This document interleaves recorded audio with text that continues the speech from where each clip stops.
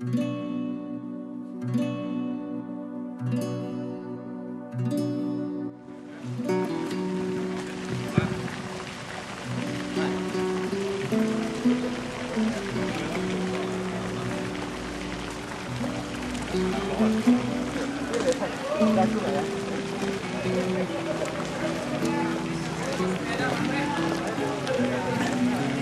dua, tiga, empat.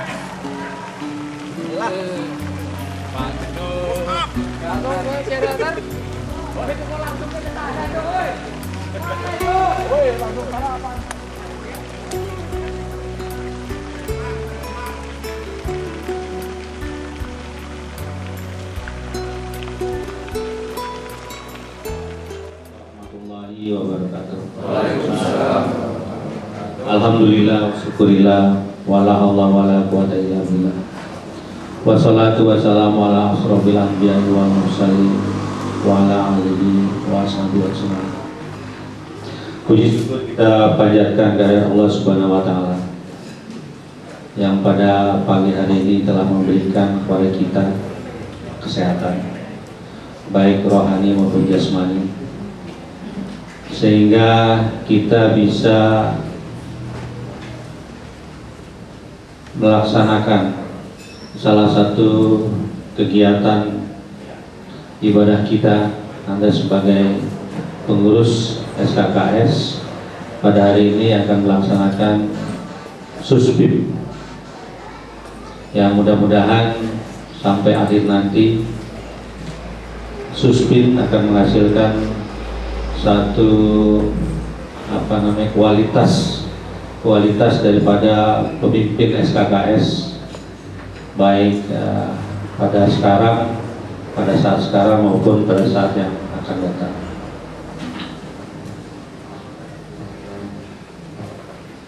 Ibu dan bapak yang saya hormati, mari kita panjatkan salawat dan salam kepada Nabi besar Muhammad SAW. Mudah-mudahan kita menjadi pengikut yang setia sampai akhir. Suspim sebetulnya adalah rangkaian daripada bagaimana kita melaksanakan kegiatan manajemen dengan baik. Manajemen adalah memecahkan persoalan yang rumit. Kalau pimpinan banyak teori-teorinya, tapi kalau manajemen memecahkan persoalan yang rumit. Nah, Anda tentunya tidak saja di enhance karakter atau pribadi Anda menjadi seorang pemimpin yang baik, tapi juga pengetahuan Anda dalam memanage. Mulai saja memanage bagaimana dalam sebuah keluarga. Jadi pada sambutan kali ini, sekali lagi atas nama direksi saya mengucapkan selamat atas terselenggaranya Suspim ini, dengan doa semoga pengurus SKKS kepemimpinannya lebih berkualitas untuk menunjang kinerja atau keberhasilan Krakatau Steel baik dalam tahun ini maupun tahun-tahun mendatang. Mudah-mudahan apa yang kita akan bahas, apa yang akan kita dapatkan selalu dibarengi oleh ridho dan kehendak Allah Subhanahu wa taala. Selamat. Assalamualaikum warahmatullahi wabarakatuh. Saya buka Suspim SKKS 1 menuju kejayaan dan kesejahteraan di Ciater ini mulai hari ini. Bismillahirrahmanirrahim.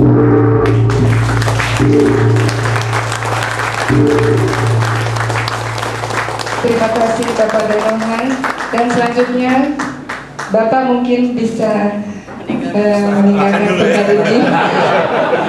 Kelihatannya masih lemas. Apa-apa sih? Saking semangatnya. Iya, baru. Tepuk tangan Pak semuanya.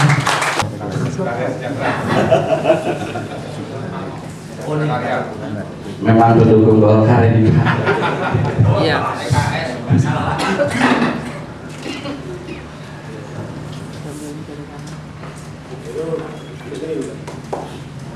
Untuk nomor 1 hijau, mana hijau? Ini namanya PKB Arif. Oh, PKB Arif. Arif Pelita.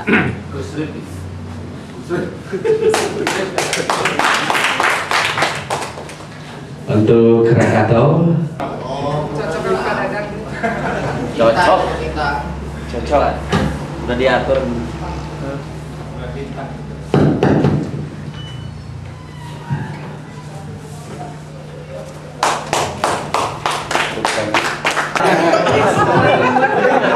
Cocok. Genit. Rokok makan gratis. untuk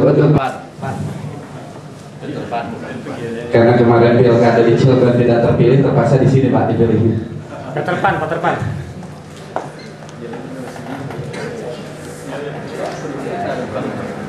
Iya Mas, sekali lagi tepuk tangan untuk pihak kedua kelompok. Kami persilakan kembali ke habitatnya. Selamat Tasir. Jaya. Ulang kencang Pak. Selamat Tasir. Jaya. Karyawan. Suspin bersatu. Suspin bersatu. Alhamdulillah.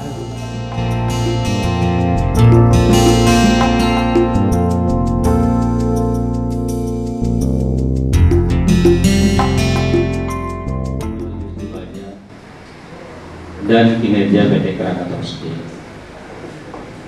Alhamdulillah cukup baik. Ya. Tahun 2005 pun satu semester pertama, ya, dia sampai bulan ke-6 sampai Juni cukup baik.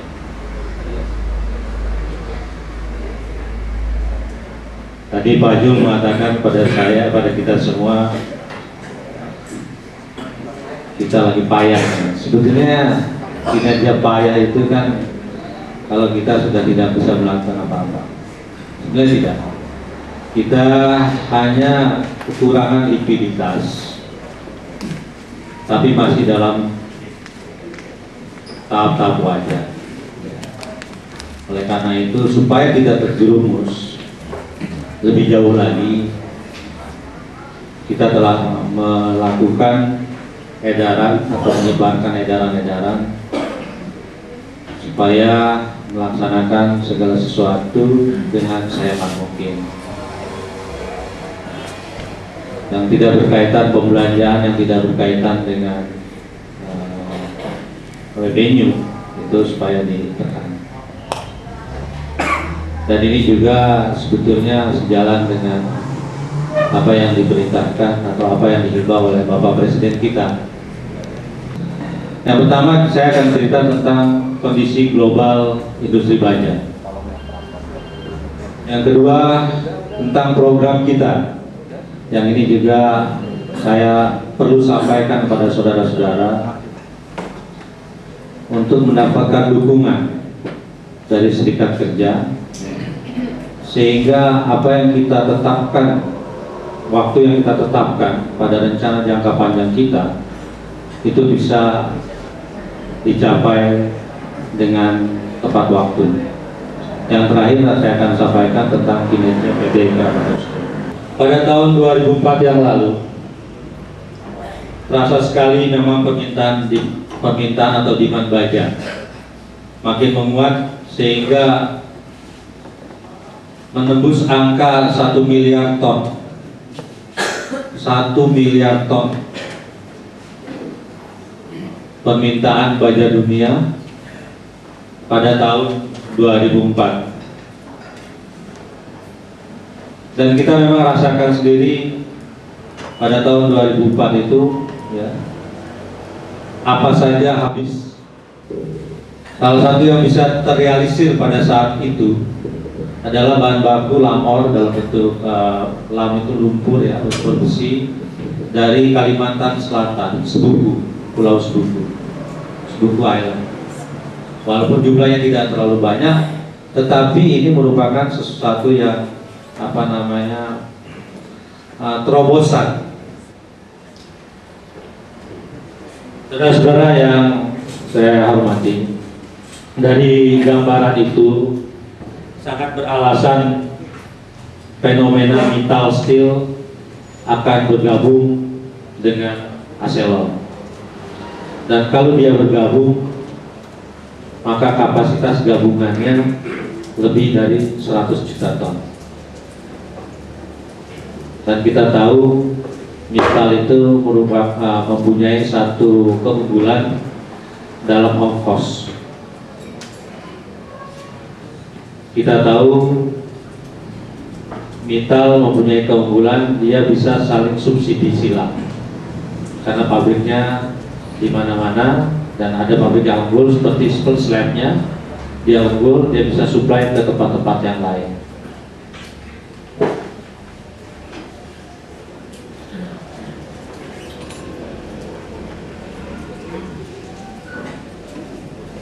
Di slide ini menggambarkan kepada kita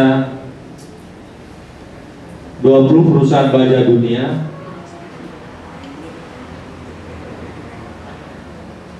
yang melakukan akuisisi.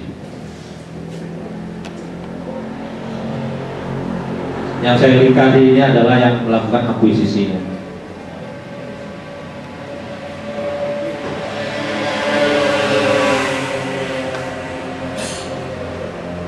Dan kalau kita lihat negara penghasil baja, maka kita bisa lihat di sana Cina merupakan yang terbesar.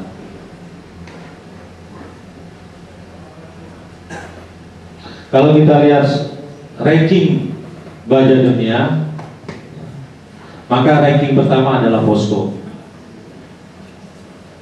lalu diikuti dengan Dow Steel, Cina, sedangkan Arcelor adalah yang ke-19 dilihat dari 7 parameter ini. Pada tahun 2020 kita menginginkan bahwa kita berada di antara ini. Kita menjadi first tier dari penyedia baja dunia. Jadi kalau Pelita Krakatau Steel papan bawah, kita jadi papan atas. Gimana kabarnya Pelita Krakatau Steel?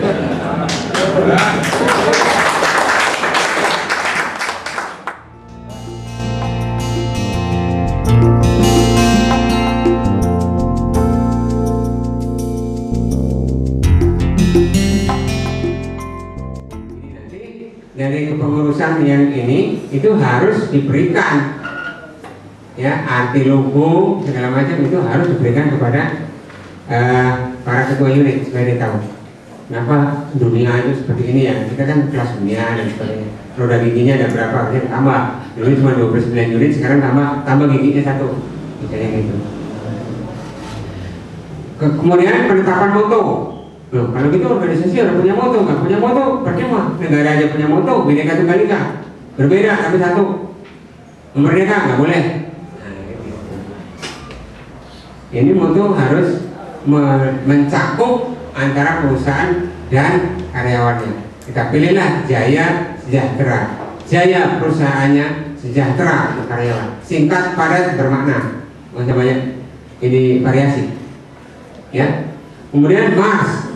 Penciptaan Mars, lagu-lagu ya yang merupakan pembangkitan semangat ya. Indonesia punya Indonesia Raya, masa kita nggak punya?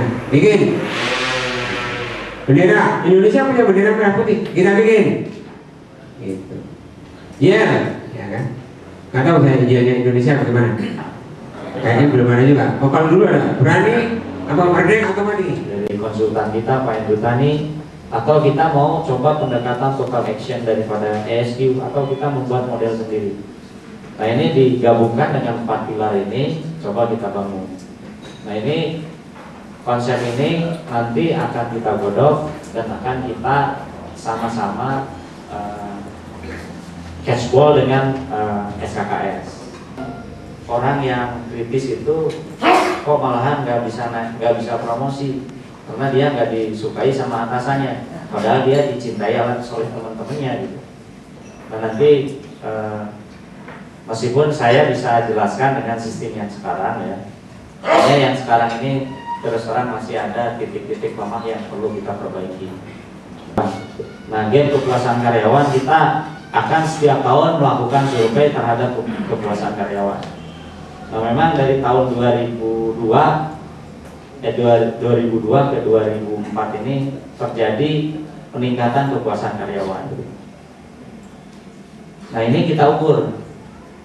Silakan nanti kalau pada suatu waktu ingin mendapatkan bagaimana kepuasan karyawan ini dihitung ya. Kemudian salah satu ukuran yang sebenarnya ini sudah umum tapi di kita belum kita pakai adalah economic value added. Nah, ini kalau teman-teman dari keuangan sudah sangat familiar. Jadi sebetulnya perusahaan kita itu kalau bahan ini yang lebih sederhananya lagi, value-nya itu masih minus, Pak. Jadi kalau nilai buku kita ini katakan 5 triliun, kita ini masih di bawah, dihargai minus. Nah, pada saat ini economic value added itu meskipun trennya kita naik ya, ini kita masih negatif. Nah, ini kalau dari simulasi ini bisa positif kalau kita melakukan ekspansi. Jadi ekspansi yang sedang kita garap ini sangat menentukan untuk masa depan Krakatau. Serikat karyawan itu tugasnya apa, kemudian manajemen itu tugasnya apa. Nah, sebenarnya yang lebih diatur serikat karyawan itu sebagai mitra sesuai dengan amanah yang sebetulnya di LKS Bipartit yang mudah-mudahan nanti disampaikan adalah salah satunya tugasnya adalah untuk memajukan perusahaan. Saya akan ini masalah pengembangan SDM, Pak. Memang SDM ini perlu sekali. Saya dari perawatan, Pak. Lulusan SDM, di mana saya butuh pengembangan SDM. Karena apa? SDM saya pas-pasan, sehingga temuan-temuan selalu tidak ditemukan, tidak diselesaikan dengan baik. Karena apa? Karena pelanggan selalu ingin servis saya memuaskan. Maka dari itu, kenapa sih Krakatau Steel ini mengembangkan SDM atau membuka kursus-kursus tidak spesifikasi gitu? Paling dapat kursus ISO, terus Hypercast, 5R. Tapi saya harapkan Pak Dadang, bagaimana sih karyawan yang khususnya maintenance-nya motor? Jadi tolong masalah pengembangan SDM-nya di motor gitu. Itu satu. Yang kedua yaitu masalah etos kerja. Bagaimana sih Pak lama kerja daripada karyawan PT Krakatau ini yang sudah sesuai kriteria untuk dipromosikan itu berapa tahun? Kalau selama ini saya lihat teman-teman saya itu yang sudah lama kerja, tetapi kok masih sampai pensiun, masih serojo belum baik. Jadi akan timbul tadi nilai-nilai itu ada disiplin, kebersamaan, sehingga kalau tidak ada sehingga timbul sumen, dia itu tidak. Sumen itu malas ya. Malas untuk bekerja. Itu ada mungkin ada konotasinya ke sana. Jadi hargai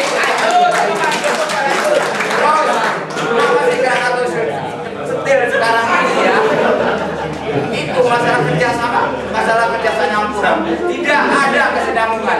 Saya sebagai perawatan pabrik yang bahan kata team building itu yang kemarin di Puncak itu, hei pelayan kamu harus layan yang benar, kata Pak Indra Inem itu harus yang bagus katanya. Tetapi kenapa sekarang tidak ditopang dengan peralatan yang ini, yang memadai? Wong saya itu sering minta ke mana ke atasan sampai 3 tahun 4 tahun nggak keluar Pak. Tolong itu disampaikan, itu aja Pak. Tiga Pak. Tiganya Pak. Berarti kalau banyak teman-temannya jadi berani nih.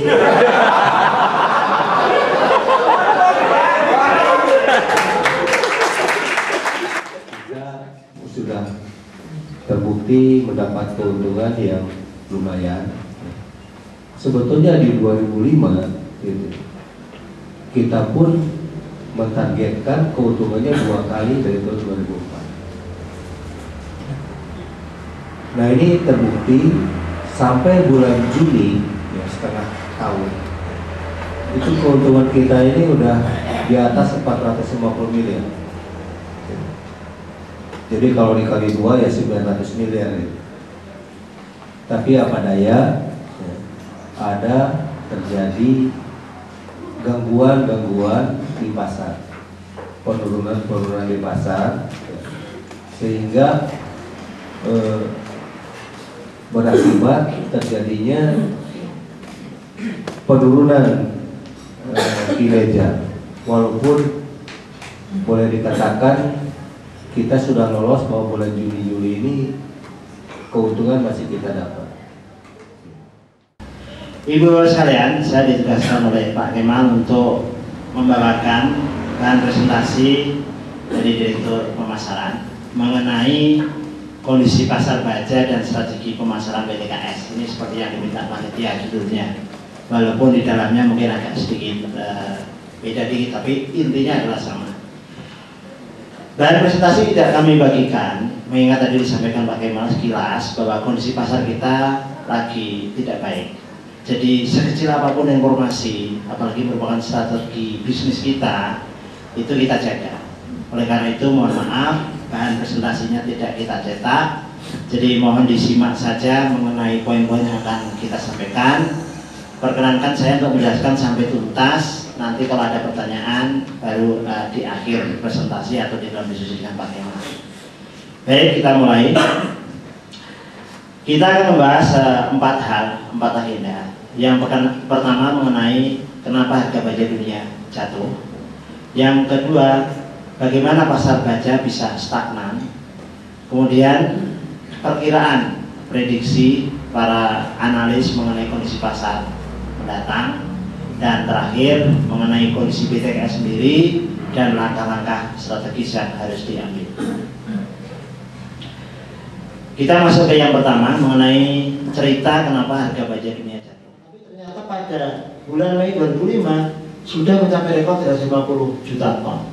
Padahal 2004 untuk periode yang sama, jadi mantumannya Mei itu baru 270 juta ton dan 2002 baru 129 juta ton. Harap dibandingkan Indonesia itu hanya sekitar 4-5 juta ton still. Betapa kita hanya merupakan suatu ya semut lah ya, semut dibandingkan dengan raksasa Cina. Jadi kalau di depan tadi kita sebutkan faktor Cina, ya memang inilah di dalamnya. Dia dalam 1 tahun bisa menambah dari hampir 98 juta ton hanya dalam waktu 1 tahun. Saya kira mungkin itu ya. Saya kira mungkin saya sebagai penutup di sini, saya sangat menghargai sekali dengan undangan dari saudara-saudara ini ya, untuk memberikan informasi pasar, dan saya harap juga bahwa SKKS menggunakan forum ini ya, kuat lagi supaya kita tuh semua involved di dalam pasar. Sebagai ketua unit bisa membawa motivasi dari karyawan-karyawan di bawah, yang pada akhirnya adalah kejayaan perusahaan, kesejahteraan karyawan beserta keluarganya. Demikian, billahi taufiq wal hidayah. Wassalamualaikum warahmatullahi wabarakatuh.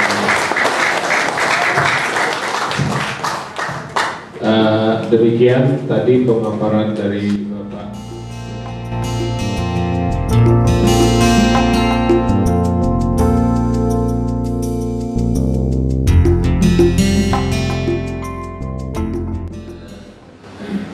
Mungkin nanti kita akan membahas masalah likuiditas, tetapi saya kira mungkin ada baiknya kita mulai dengan pembiayaan proyek ekspansi judulnya, karena bagaimanapun juga ekspansi itu kemudian dengan berbagai-bagai usaha nantinya kita harapkan kembali bisa positif di sesudah bulan November tahun 2005. Begitu juga dengan akhir bulan.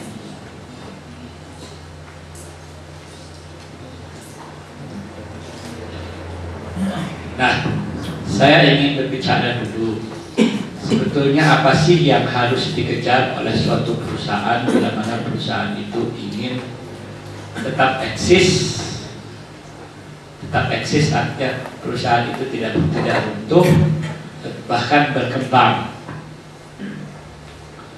Ya, yang dibutuhkan kalau perusahaan itu tetap eksis dan berkembang adalah profit, keuntungan.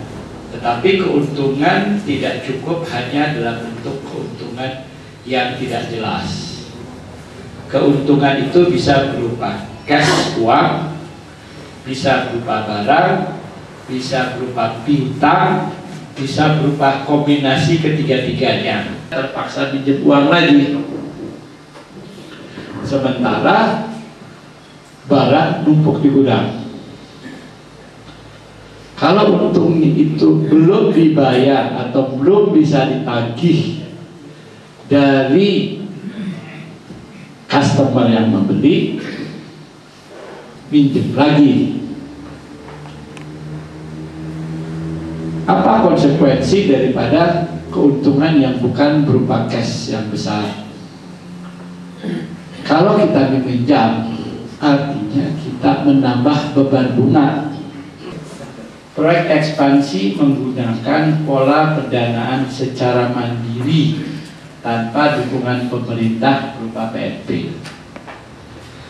Jadi selama ini pembangunan Krakatau Steel tidak pernah dibiayai oleh dana yang dihasilkan secara langsung oleh PT Krakatau Steel sendiri. Kalau pada waktu dulu kita membangun SSP 2, membangun DR Plan, Hiu 3, itu dibangun dengan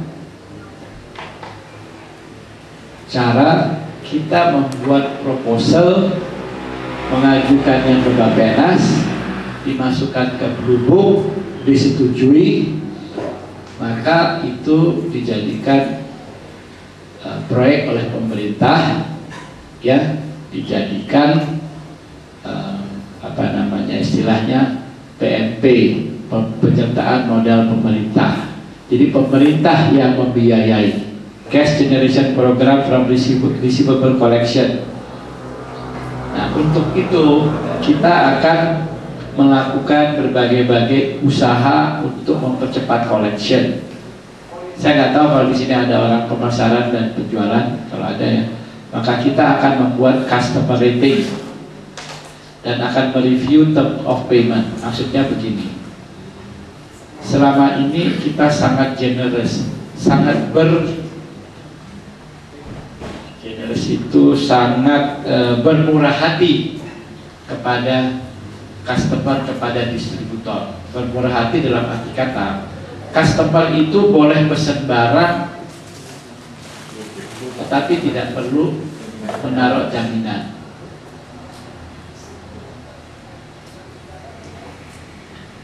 Barang sudah jadi, ya, baru nanti dia bayar setelah kita buat ada pengiriman. Apa yang terjadi dengan demikian? Memang nggak ada yang salah dari sisi kepemilikan. Yang terjadi adalah customer itu bisa melakukan spekulasi, memesan seenak perutnya jumlahnya. Dia tidak ada risiko kalau nggak jadi beli. Akibatnya apa? Akibatnya inventory menumpuk. Apalagi kalau harga jual turun di pasar dibandingkan dengan pada waktu dia pesan order, dia nggak jadi beli, dia nggak jadi ambil. Nggak apa-apa, hitung-hitungan ya, dia nggak akan ngambil risiko. Ya. Sebelum kita kirim, buka dulu RC-nya, sign. Artinya cashnya sudah kita pegang, barang dikirim, ya langsung kita cairkan. Kalau ada reject, duduk belakangan, klaim. Boleh kita hitung. Jadi itu baru akan kita laksanakan 1 September ini, insya Allah. Ya, selama ini masih transisi lah. Ya. Jadi kunci utamanya adalah kita harus mendudukan customer rating ini dengan baik. Nantinya kita akan ukur customer mana yang risikonya besar pada yang sejak dulu. Saya mohon dilaksanakan. Ini merupakan urusan keluarga, bukan urusan orang lain. Ya, tapi harus kita selesaikan bersama. Tapi tolong tidak dikeluarkan kemana-mana, karena ini akan mengganggu citra perusahaan, merepotkan kita. Dan saya percaya.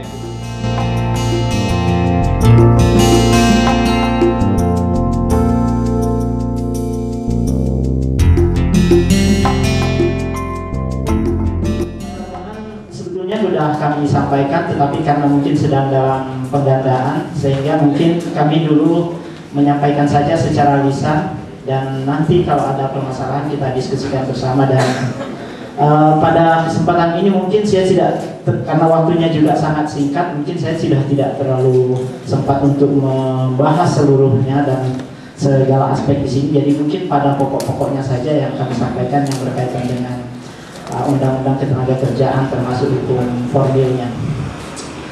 Bapak dan Ibu saudara sekalian, mengenai ketentuan yang berkaitan dengan hukum perburuhan, sebagaimana kita ketahui telah diatur di dalam Undang-Undang Nomor 13 Tahun 2003, dan itu yang merupakan hukum formil, hukum material dari undang-undang, dari materi hukum perburuhan. Kemudian yang menjadi hukum formilnya adalah Undang-Undang Nomor 2 Tahun 2004. Undang-undang ini atau undang-undang yang mengatur hukum formil ini adalah hukum acara bagaimana kalau timbul perselisihan terhadap hukum material yang diatur di dalam Undang-Undang 13. Tapi tentunya kita tidak mengharapkan hal itu terjadi. Mudah-mudahan bisa diselesaikan pada tingkat internal masing-masing pihak, sehingga tidak sampai kepada beracara sesuai dengan undang-undang hukum acara yang diatur di dalam Undang-Undang Nomor 2. Nah, pertama-tama mungkin kami sampaikan bahwa sebetulnya bapak-bapak atau ibu sudah memahami apa yang ada di dalam materi Undang-Undang Ketenagakerjaan ini.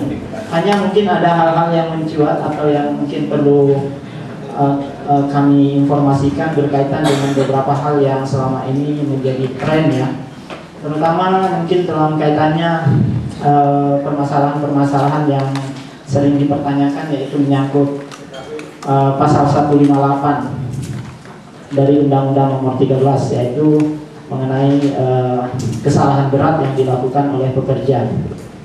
Itu sedang menjadi permasalahan sejak Undang-Undang 13 digugat oleh 37 serikat pekerja. Belum diatur di sana memang di 15A itu dan Permen 39 belum.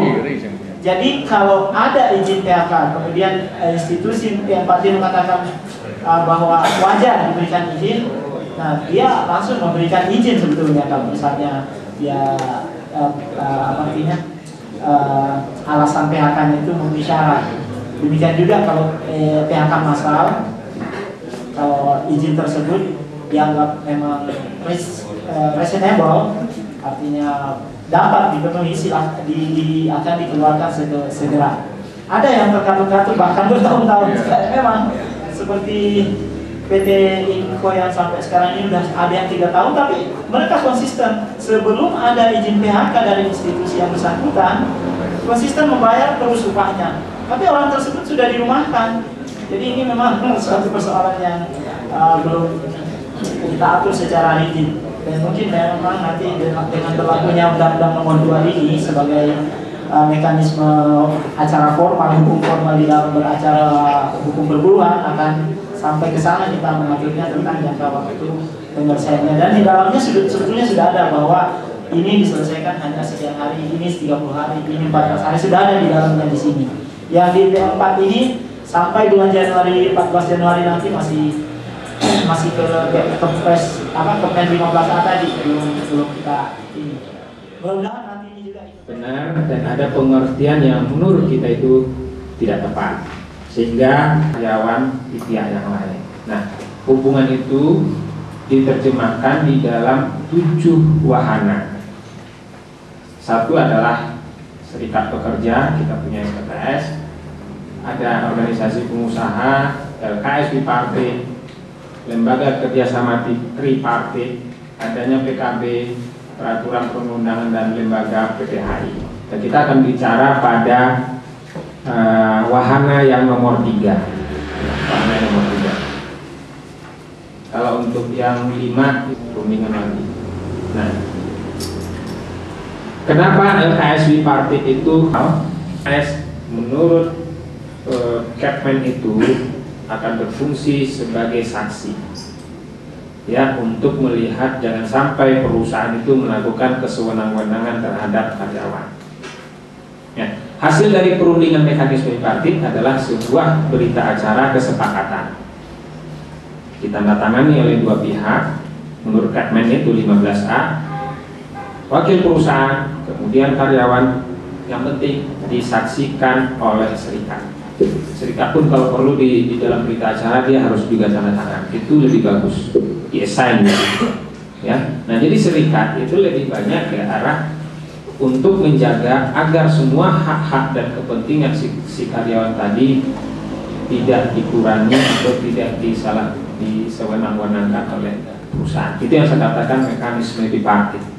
LKS bipartit tidak berfungsi untuk menyelesaikan perselisihan hubungan industrial. Nah, selama ini sejak 99 kita lakukan seperti itu. Ini yang saya katakan slip of perception kita. Nah, ini kita luruskan kembali. Sekarang kita luruskan dengan paradigma baru.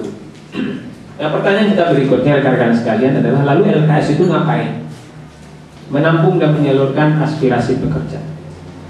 Karena di situ 2 pihak berkumpul, jadi apapun kemudian keluhan-keluhan dari karyawan itu langsung disampaikan ke pihak perusahaan.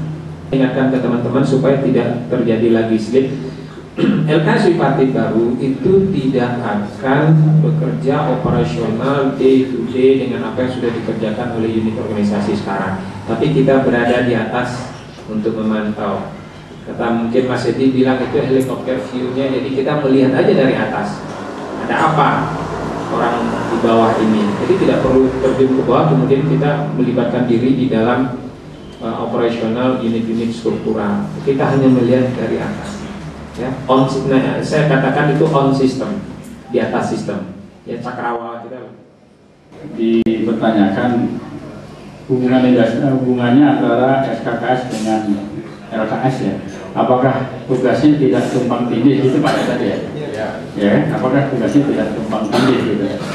Bapak sekalian perlu tahu bahwa dasar berdirinya serikat ya, bukan SKKS saja, serikat karyawan dengan berdirinya LKS itu adalah berbeda ya, berbeda dalam arti yang satu adalah mengikuti undang-undang apa itu 13, kemudian satu lagi adalah undang-undang tentang berdirinya serikat undang-undang 21 tentang kebebasan serikat tentang berdirinya serikat karyawan, serikat buruh dan lain-lain.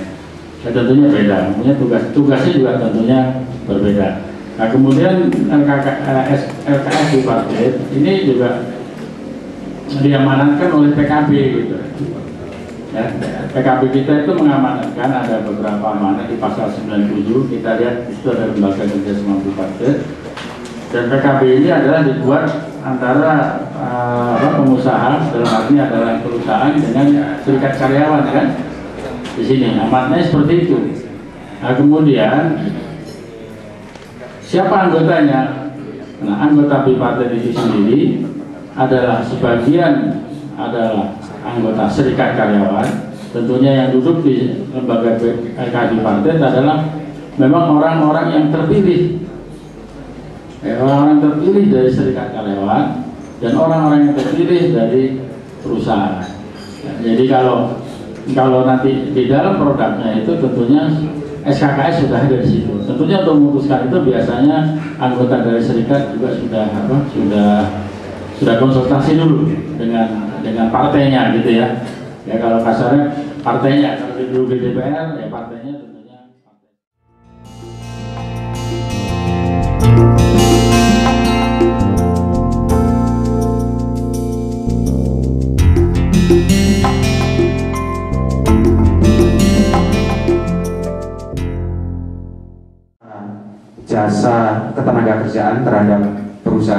perusahaan memberikan gaji atau gaji yang layak kepada kita. Kemudian terhadap supplier bagaimana? Ini yang dinamakan black box model dari corporation. Jadi kita beginilah di dalam melakukan bisnis, ini yang harus diidentifikasi. Jadi kalau satu gagal, itu sebetulnya korporasi itu mengalami masalah.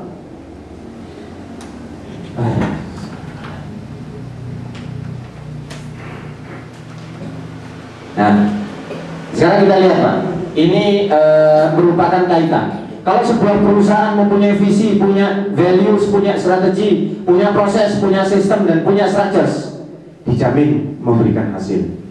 Tetapi kalau visionnya nggak punya, perusahaan nggak punya visi, lainnya ada, yang terjadi adalah kebingungan di perusahaan itu. Tetapi punya visi, nggak punya nilai, banyak komponen di dalam black box tadi, banyak yang frustasi.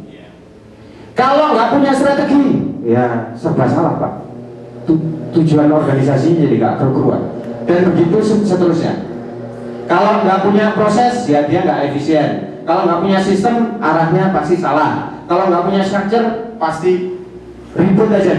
Bayangin Bapak, kalau ada perusahaan nggak punya struktur organisasi, gimana Pak? Pasti ribut, nggak keruan. Nah sekarang baru masuk ke GCG-nya. Saya ini yang GCG saya cepatkan Pak, karena ada beberapa yang lebih penting lagi. Pertama, ini perjalanan GCG mulai dari tahun 2000 kita pertama kali mengimplementasikan sampai tahun 2005. Ini kita balapan dengan apa yang sudah dilakukan pemerintah. Pemerintah itu baru membentuk Komnas GCG tahun 2001, KS sudah duluan tahun 2000. Kepmen 117 2002 baru diimplementasikan. Pada saat yang sama kita sudah mempunyai Code of Conduct. Jadi ini balapannya ya Pak, dengan aturan pemerintah. Ini organisasinya. Sekarang kita sudah mempunyai corporate secretary yang fungsinya tepat. Corporate secretary itu fungsinya 3, investor relation officer, compliance officer, sama legal officer. Jadi sekarang kita sudah lengkap mempunyai secretary, corporate secretary yang mempunyai tugas 3 ini. Ini sesuai undang-undang Pak. Ini tantangan GCG, nggak usah dibahas. Nah sekarang ini yang menarik Bapak-Bapak. Ada fakta-fakta yang mungkin tidak pernah diungkapkan, dan mohon maaf ini sebetulnya bukan rahasia karena kita semua harusnya sudah tahu. Kita lihat market share 3 produk kita. Kalau orang dagang itu pasti tujuannya ingin menguasai pasar. Nah sekarang kita lihat Pak, kontrol kita yang warnanya biru tua itu terus-terusan merosot Pak, dari tahun ke tahun. Ya, terakhir sudah tinggal 42%. Kemudian kontrol kita juga merosot, agak naik di 2003 2004, tetapi trennya menurun. Yang kuning Wairut juga digerogoti. Sekarang mari kita lihat siapa yang menggerogoti market share kita. Ini harusnya marketing yang bicara, tapi ini saya mau mengungkapkan fakta karena apa yang harus kita lakukan berikutnya. Kita lihat Pak, Krakatau Steel yang biru tua. Untuk produk hot roll kita digerogoti oleh impor, karena kompetitor kita juga ternyata sama, tidak banyak berkembang. Kemudian kalau CR, jelas kompetitor kita yang luar biasa besar majunya. Yang merah import sedikit berkembang, tetapi KS itu banyak tertekan oleh kompetitor yang merah. Wairut kita lihat jelas Pak, kompetitor makin berjaya di Wairut. Kitanya tambah lama ya segitu, tambah lama tambah kecil. Bahkan kompetitor itu mampu memblok impor. Ini fakta, fakta yang terjadi di pasar kita. Kalau kita berbisnis yang kita lihat pasar. Nah kemudian kita lihat finansial. Saya nggak tahu, ada yang pernah menggambar ini ya di KS. Ini banyak yang unik Pak. Ini adalah agak ruwet ya, penjualan sama HPP kita dari tahun 72 sampai 2004. Kita bisa lihat Pak trennya kayak apa. Terus yang ungu itu laba rugi. Kita lihat Pak, tahun 78 kita 78 Elsa 3 BSP Wairut operasi komersial. SSP HSN tahun 83 dibangun operasional 85. CRM perjalanan perjalanan perusahaan pembangunan itu ternyata, mohon maaf, tidak memberikan implikasi terhadap yang signifikan terhadap perolehan laba kita. Mari kita lihat grafik berikutnya. Ini tren laba dibandingkan dengan penjualan. Sebetulnya saya nggak tepat mengatakan ini, tetapi supaya Bapak mudah. Kalau orang berjualan yang dilihat pertama laba, kemudian ya tentunya cash management harus. Kita ingin lihat Pak, laba kita terhadap penjualan itu berapa? Orang makin penjualannya makin tinggi, seyogianya labanya makin baik. Nah, kita bisa lihat kalau laba dibanding penjualan, tren kita Pak, nuwun sewu, terus menurun. Jadi kita jualan, laba kita tambah lama tambah kecil Pak. Bapak-bapak terima bonus kemarin besar, seyogianya Pak, karena dividen anak perusahaan besar. Krakatau sendiri tahun kemarin cuma 200 juta. 200 miliar. Sisanya anak perusahaan Pak yang memberikan kontribusi, yang membuat bonus kita cukup signifikan besar. Kalau kita lihat laba dibandingkan penjualan Pak, itu bahkan di bawah suku bunga bank. Loh, kok tuh kalau sampai punya duit mending ditaruh di bank, makanya dilakok no bank rugi, ya, daripada dijalankan kemudian merugi. Mending ditaruh di bank sebetulnya. Tetapi kita itu sudah beberapa tahun di bawah garis suku bunga bank. Kemudian kita lihat profit growth, acak-acakan Pak, kayak gigi gergaji. Ini nggak ada perencanaan yang baik mengenai profit growth kita. Naik turun, dan ternyata nggak bisa kita pungkiri, meskipun laba kita sedikit, tetapi profit growth kita di tahun 2004 itu merupakan profit growth yang paling besar. Kita lihat lagi, bapak-bapak lihat, melihat bahwa di dalam pergerakan ini kita pernah melakukan efisiensi di bidang cost, karena HPP kita nggak pernah bisa ditekan. Cek aja Pak dari dulu, peta. Ya meskipun ini karena skalanya saya perbesar Pak, nanti kalau skalanya diperkecil, itu membentuk garis marka tertentu. Kita sudah nambah CRM di sini dengan maksud memperbaiki HPP kita, ternyata tidak. New wire juga ditambahkan, dimodifikasi untuk menekan HPP, sedikit menekan. Kemudian Delta 3, HSM, SSP2 didirikan, malah menaikkan HPP kita. Kita bisa lihat Pak. Ini fakta. Nah, muncul pertanyaan, aja diurusi Pak, sing penting terima bonus saben tahun beres urusannya. Ngapa dipikirin HPP, urusannya kain urusan kita. Bapak-bapak harus ingat, bapak-bapak ketua unit, sumber pertanyaan adalah Bapak nanti kalau ditanya-tanya anggota. Konsernkah kita terhadap masa depan perusahaan kalau melihat begini? Ada satu grafik lagi yang saya nggak mentolo Pak, untuk nggak tega mempresentasikan di sini, karena di situ adalah evaluasi economic value added dari perusahaan kita.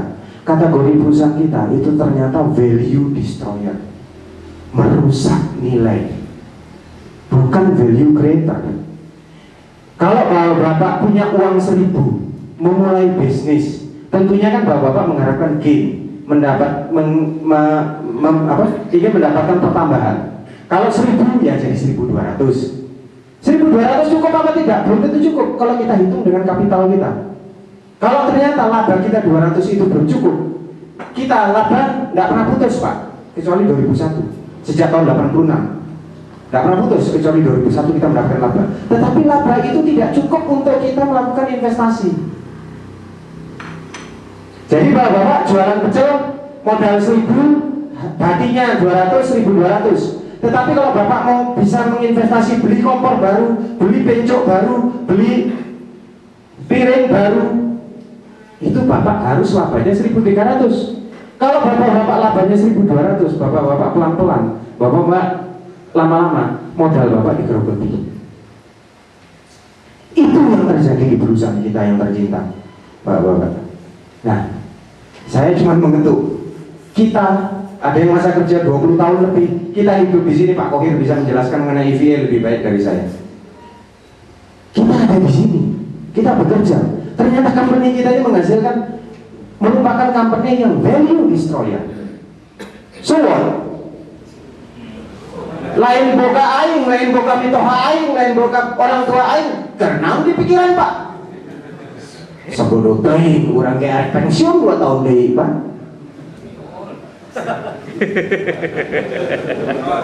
Apa dipikirin?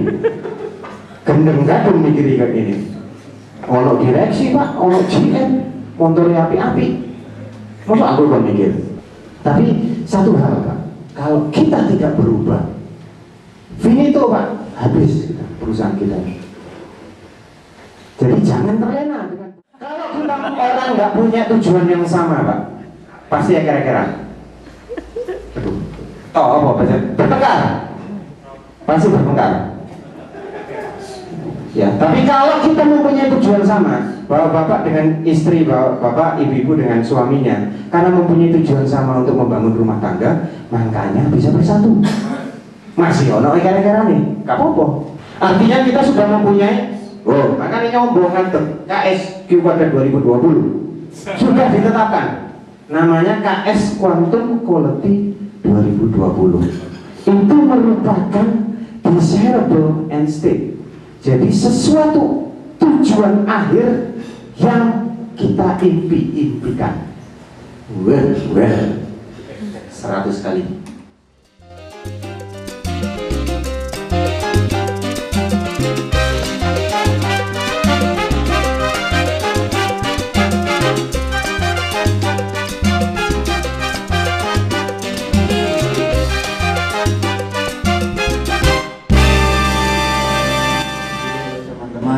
Dengan segala upaya sehingga bapak-bapak dipilih oleh teman-teman untuk mewakili di Serikat Karyawan.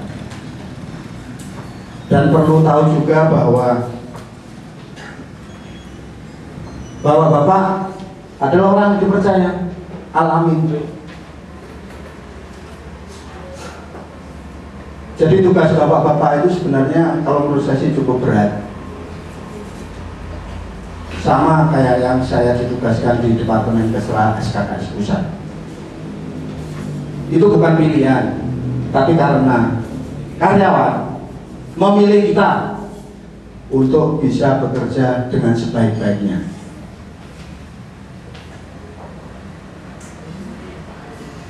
Kita tahu bahwa kalau kita sudah dipilih, kita sudah dipercaya, mau nggak mau, suka nggak suka, kita harus amanah apapun kondisinya. Setuju? Apa sih sebenarnya yang harus kita siapkan? Suspim ini adalah salah satu cara, tetapi operasionalisasinya itulah yang terpenting bagi kita. Keahlian di dalam memberikan informasi dan komunikasi kepada anggotanya. Kemudian ada Pak Musabik, ini kalau nggak salah saya Kepala Departemen Kesejahteraan ya. Wah, ini pasti punya keahlian tentang SDM, kesejahteraan karyawan dan lain sebagainya. Nah, menempatkan orang-orang seperti Anda bermain bola, siapa yang jadi penyerang, siapa yang jadi back, siapa yang jadi kiper. Nggak mungkin kok Pak semuanya menjadi penyerang. Nggak mungkin semuanya menjadi kiper, gawangnya cuman lebarnya berapa gitu ya, kan nggak mungkin semuanya jadi kiper. Keahlian Bapak sebagai seorang pemimpin adalah memilih orang dan menempatkan dalam posisi yang tepat. Itu adalah organizing. Baik, ketiga adalah actuating, action. Biasanya PDCA ya, plan do check action, tapi ini POAC terbalik. Action Pak. Kelemahan orang KSI di action Pak, terus termasuk mungkin saya ya. Planningnya bagus, giliran actionnya. Straight about and get him to where he wants to go. Jadi kaki ngomong bahwa saya lah yang membawa tubuh ini kemana tubuh pergi. Kalau nggak ada kaki nggak akan bisa kemana-mana kan. Saya harus jadi bos, saya harus jadi ketua umum SKKS. Kata kaki Pak ya. Kemudian tangan berkata, saya harus jadi bos karena sayalah yang melakukan pekerjaan dan sayalah yang menghasilkan uang. Kalau kerja kan kebanyakan mayoritas dengan tangan, Pak. Maka tangan ingin menjadi bos pula. Terus Pak, semuanya ingin jadi bos. Di sini kalau di pusat ya ada cuma bicara yang menyampaikan hasil-hasil keputusan rapat pengurus pusat adalah seperti ini. Anda sebagai Andi Malarangeng, Anda jangan takut meskipun di situ ada orang yang pangkatnya lebih tinggi, entah itu manajernya, entah itu GM-nya, Anda harus sampaikan. Karena GM pun adalah dalam case ini adalah anggota Anda, anak buah Anda gitu ya. Makanya Anda ditakutin gitu. Karena Anda punya power tadi. Terus ketiga, decision making role. Nah, ini juga kelemahan dari kita semua. Di KS ini salah satu kelemahannya adalah sangat susah orang yang punya kemampuan decision. Takut mengambil resiko, Pak. Padahal jabatan semakin tinggi itu ya harusnya dia menjalankan resiko, menghadapi resiko, jangan lari, jangan dilempar-lempar. Nah kalau dilempar terus ke atas ya akhirnya dirutnya yang teler, Pak. Masalah-masalah kecil semuanya harus ke dirut. Cuma harus dirut. Kapan dirut ngurusin mengarahkan strategi perusahaannya ke depan, gitu ya. Masalah-masalah kecil harusnya manajer atau kadis sudah bisa. Cuman kadang-kadang juga direkturnya juga nggak mau itu diputuskan oleh yang di bawah. Ya ini juga kerok juga gitu ya. Kadang-kadang Anda sebagai decision maker pertama adalah harus punya sifat entrepreneur, jiwa wirausaha. Artinya Anda harus punya ide-ide inovatif, Jangan puas dengan apa yang sudah dilakukan masa lalu kemudian Anda tiru, tapi Anda harus berpikir mencari breakthrough atau terobosan. Supaya Anda bisa breakthrough, Anda lakukan kunjungan ke SP-SP yang sudah lebih advance dengan kita. Jangan hanya bangga kalau SP kita udah bagus, banyak yang berkunjung ke kita, terus kita lengah. Ternyata orang yang berkunjung itu malah punya ilmu yang lebih canggih nantinya, karena dia menerapkan 3N, Pak. Dalam bahasa Belanda, N yang pertama adalah niteni, melihat, studi banding. Kedua, niroke, niru, Pak. Niru, oh SKKS bagus ditiru, Pak. Tapi yang lebih berbahaya atau yang lebih canggih, dia melakukan N yang ketiga, nambahi, Pak.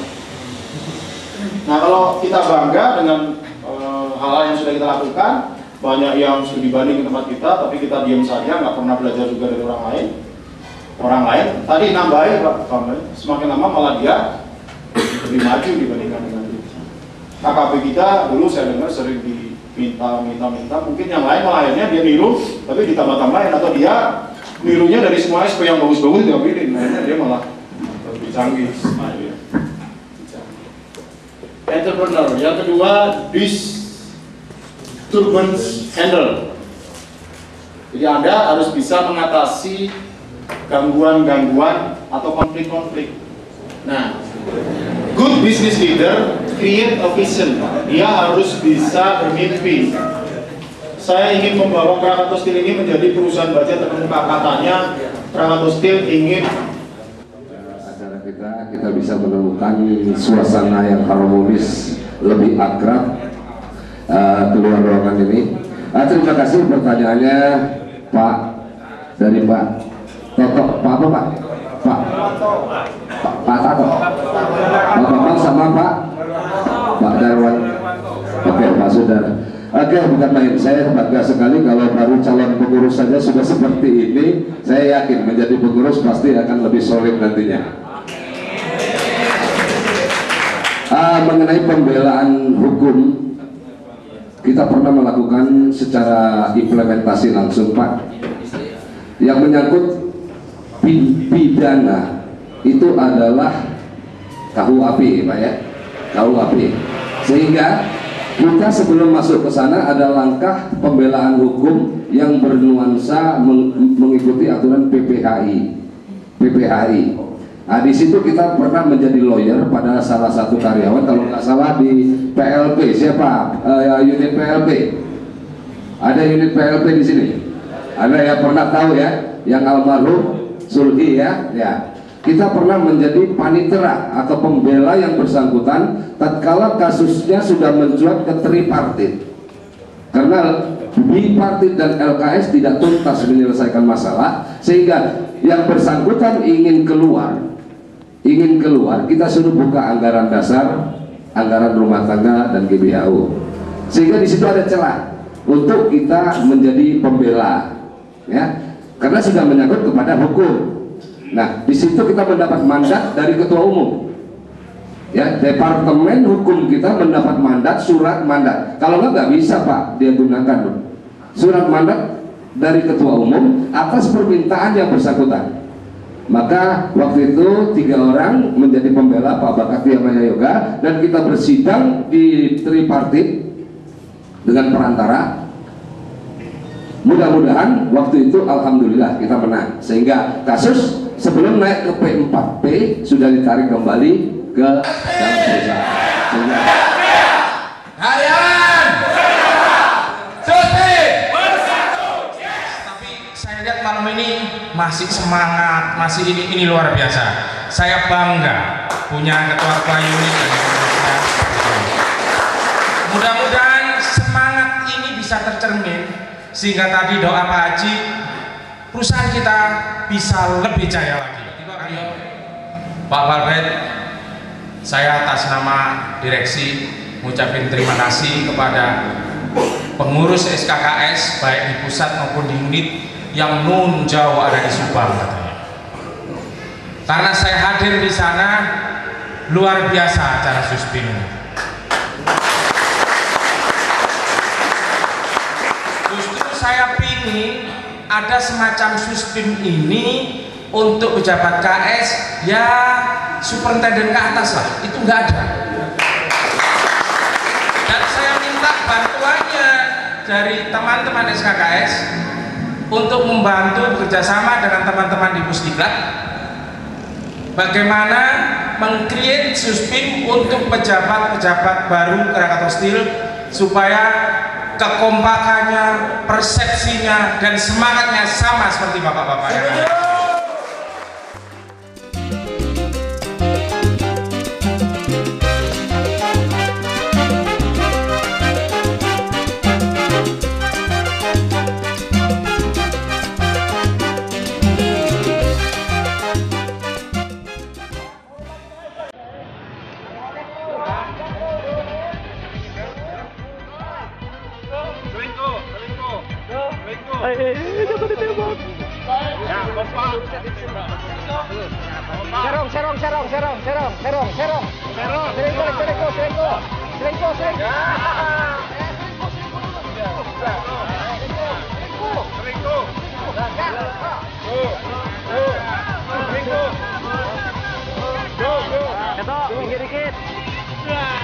Pinggir dikit ya kelihatan.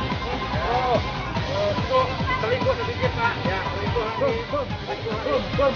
Ayo tambah itu.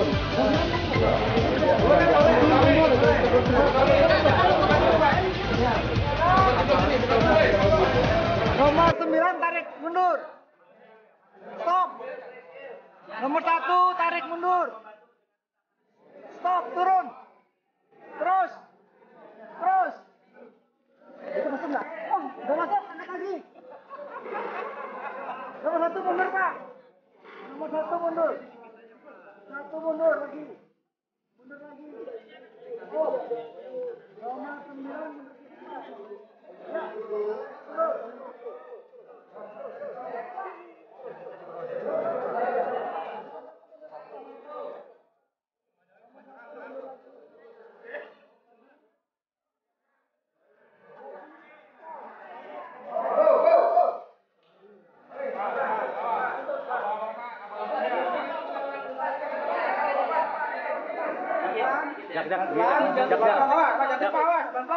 Jak. Masukin sedikit ya. Awas yang tumpah pelan-pelan. Ke kanan kosong. Begini Pak, saya sebagai ketua serikat, setelah melihat SK yang Bapak turunkan, kami sebagai Serikat Pekerja DI menolak SK tersebut, yang mana bunyi SK tersebut hanya memperkerjakan sebagian dari karyawan, sedangkan Serikat Pekerja menghendaki semua karyawan masuk kembali. Serikat yang ada di situ ya, sehingga saya sendiri dirut baru dengan masalah baru.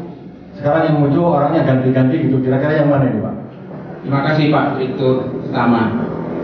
Kita Serikat Pekerja sekarang sudah beraliansi Pak. Semua Serikat Pekerja DI yang terdiri dari bermacam serikat sudah sepakat dengan satu serikat yang diwakili oleh saya Pak. Jadi tidak ada alasan lagi buat Bapak untuk sebagai excuse bahwa alasannya serikat mana gitu Pak. Jadi Bapak ada bukti tertulis dari yang melegalisir itu. Tolong buktikan itu kepada saya. Bisa nggak secara emosi itu ketemunya nanti akan bukan penyelesaian yang baik. Bapak Direktur harus lihat. Betul. Saya pun berapa banyak keluarga yang Bapak telantarkan ini Pak. Tapi dengan satu keputusan. Tolong dengar dulu apa yang saya bicarakan. Jangan selalu dipotong, nanti kita mitra Pak, tidak nyambung. Kita mitra Pak, bukan sebagai buruh Pak, kita mitra serikat. Nah inilah, kalau berkata sebagai mitra, tidak gebrak-gebrak meja Pak. Berkata kita dengan baik, baru kita selesaikan. Oke, kalau Bapak menghendaki Serikat Pekerja itu baik, normal gitu loh, tapi tolong penuhi Pak. Sekarang kita Serikat Pekerja, pemutusan ini adalah sebelah pihak Pak. Tidak bisa, karena kita sudah memiliki serikat. Bapak harus setiap keputusan yang sifatnya mewakili orang banyak, memberikan dampak orang banyak, harus dilibatkan. Kami karyawan taunya makan. Jadi tuntutan kami adalah sekarang ini menuntut gaji, kenaikan gaji 300%, karena tunjangan-tunjangan sebelumnya kita tidak diperhitungkan. Kedua, SK mengenai memperkerjakan sebagian dari karyawan harus dicabut. Pekerjakan semua karyawan, tidak terkecuali, kecuali yang minta Pak. Itu aja permintaan kami. Tolong Bapak sebagai pengurus perusahaan dapat merealisasi ini. Kalau tidak, kita akan langsung lebih tinggi lagi, yaitu ke Menek Pak. Langkah-langkah seperti ini seyogianya PPDI itu menempuh jalur hukum yang betul. Artinya begini, kalau mau memphk-kan karyawan itu proses yang sesuai undang-undang yang harus diketahui. Kalau kurang dari 10, P4D. Kalau lebih dari 10, Bapak harus ke P4D. P4D.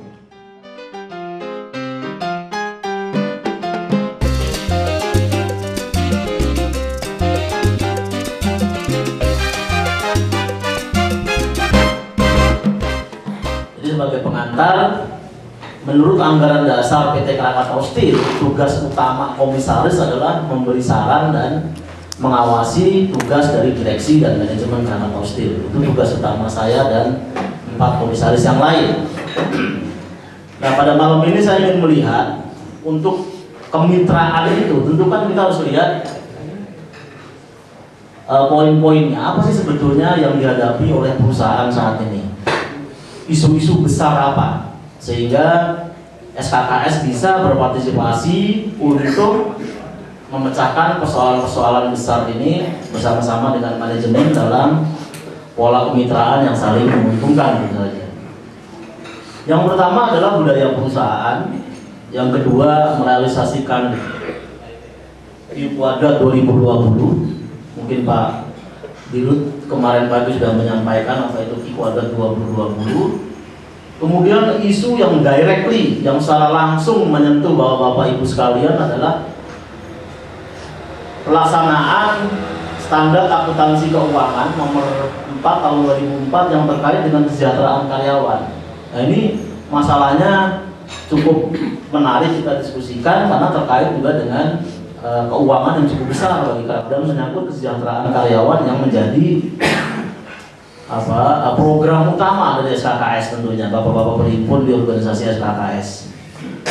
Yang keempat adalah tentang tenaga kerja dan produktivitas. Dan di mana-mana selalu saya katakan Krakatau Steel, menurut ini saya jujur ya, sebelum saya sebagai Komun saya katakan SKKS itu the best, terbaik yang dibandingkan dengan serikat karyawan yang lain.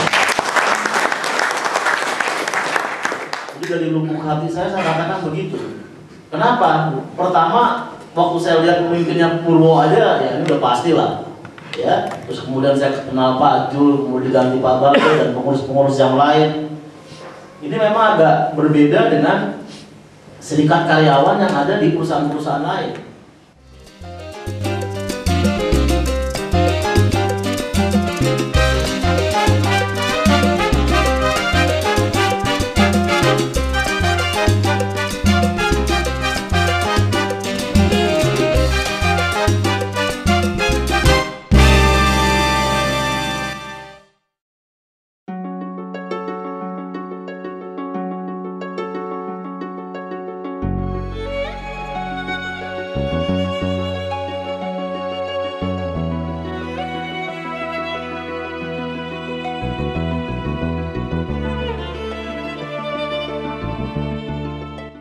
Dalam acara ini yang sangat diharapkan adalah kerjasama tim.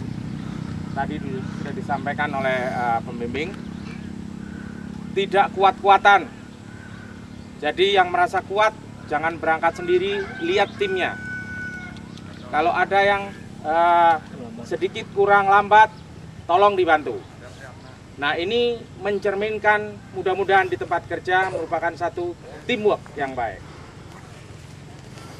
Untuk ini saya berdoa, ya tadi sudah dimulai. Mudah-mudahan dalam keadaan berangkat selamat ini dengan sehat. Mudah-mudahan yang membunuh dan juga yang dibunuh sama-sama berdoa dalam hati.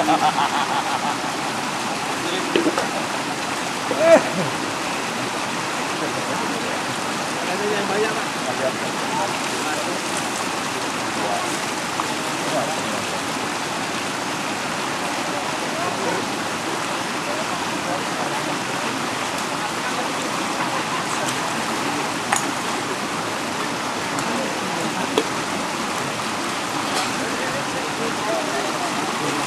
Yang belum mandi sekalian.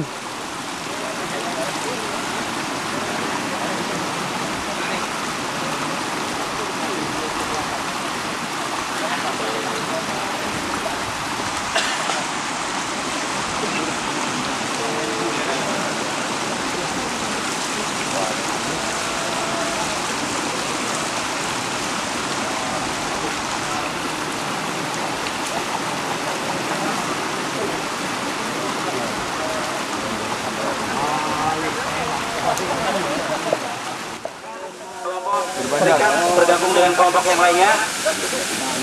Mohon perhatian.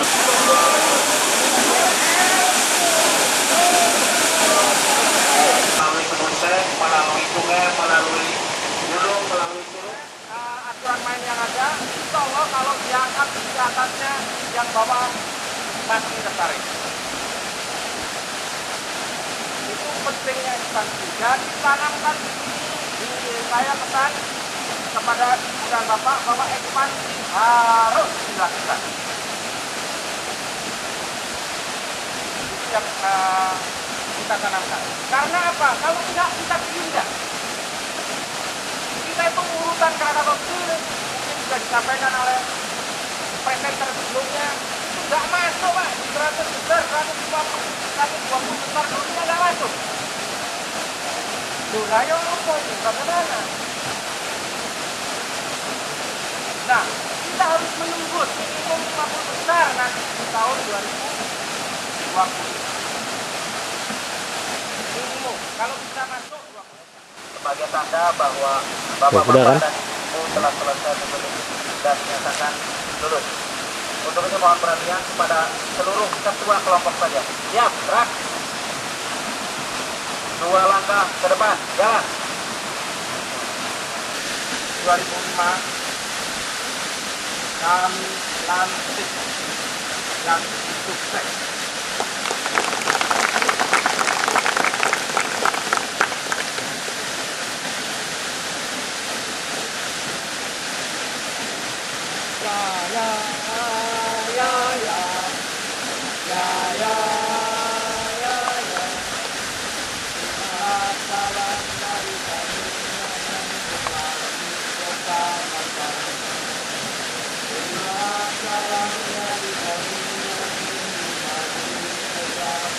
Saya pribadi belum.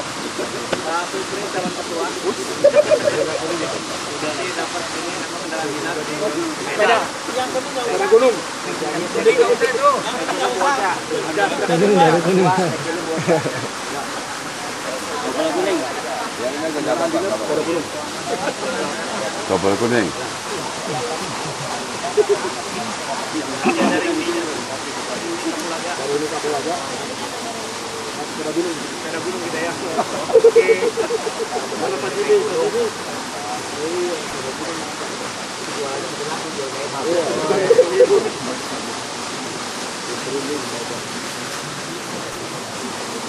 Yongki.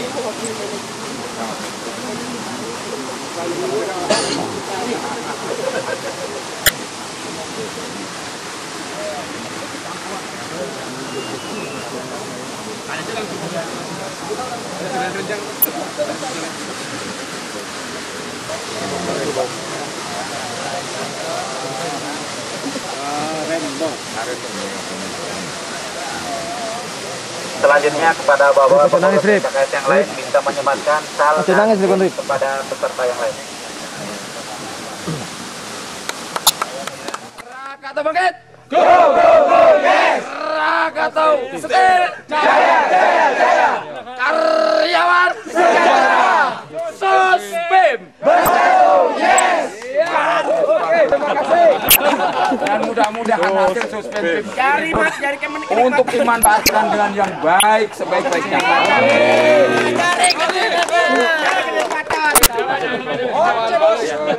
Oke, Bapak-bapak.